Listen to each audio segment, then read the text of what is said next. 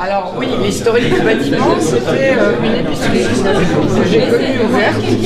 On ne dira pas quand. Stéphane, notre employé communal, qui est un jeune emploi d'avenir qu'on a pérennisé. Toujours le sourire. Toujours. Le rire même. Allez, qui est-ce qui coupe avec moi? Ah bah non, c'est toi que... Ouais. C'est toi qui as payé le plus.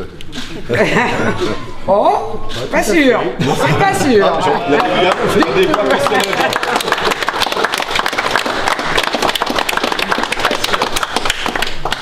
Il faut savoir vivre avec son temps et évoluer.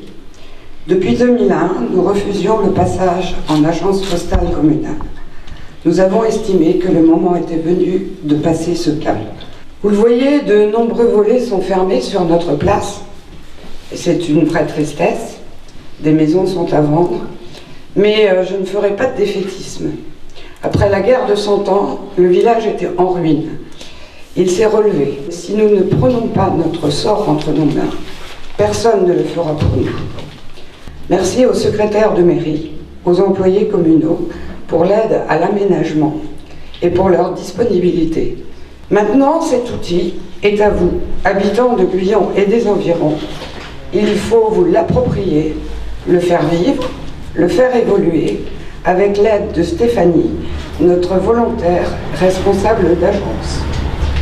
Elle a un sens commercial très pointu et vous pouvez lui demander un petit peu tout ce que vous voulez. Et vous l'avez. Voilà. Une entreprise modernisée, des institutions maintenant qui donnent des outils pour faire fonctionner, ou en tout cas aller à la rencontre des territoires les plus impactés par la disparition de ce qu'il est commun d'appeler les services publics, qu'on appelle plus maintenant les services au public. Et à Guyon, on sait faire, puisque le docteur Champeau, qui est absent, a une véritable expertise en matière de services publics, c'est la maison de santé. Finalement, à Guyon, vous avez devancé l'appel, eh bien, de pouvoir accéder à des endroits à proximité qui permettent de maintenir une vie sociale. Je ne connais aucune réforme qui n'ait pas, au moment de son adoption, fait lever les bras et fait pousser des cris. Effectivement, il n'y a pas de fatalité. Voilà. Il faut évoluer. On a ici un service qui s'installe, une innovation, un emploi d'avenir pérennisé, bref, une collectivité qui prend les atouts qui sont les siens, qui prend les outils qu'on lui propose et qui construit.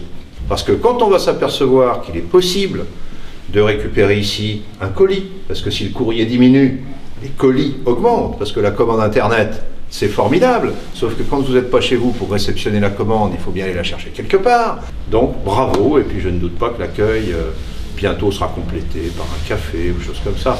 Et finalement, les volets d'en face s'ouvriront pour mettre une terrasse. Merci à vous et longue vie à ce nouveau partenariat.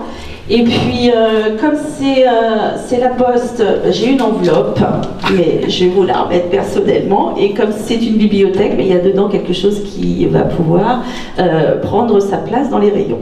Ah, ben, c'est gentil, merci beaucoup. Alors d'abord une pensée pour Madame Adrien Pinet, notre ancien sous-préfet qui a dû nous quitter pour des raisons personnelles brutalement cet été et qui a soutenu ce projet, et ce serait à elle légitimement de s'exprimer aujourd'hui ici. Soit le défaitisme, les volets se ferment, c'est fini, soit on prend les choses en main et comme vous, on se bat pour réaliser ce magnifique endroit. Félicitations à vous, les élus, à vous en particulier, Madame la Présidente, pour le dynamisme et la manière dont vous dévouez corps et âme à ce territoire. Et si on s'en sort, ça sera en grande partie grâce à des gens comme vous. Merci beaucoup. Merci.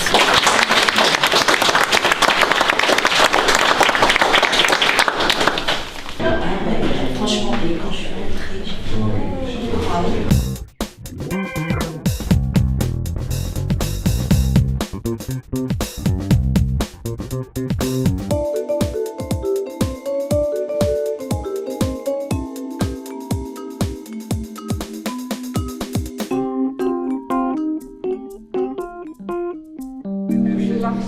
Celle-là, tu la vois ici en fait. Oui, c'est la dernière.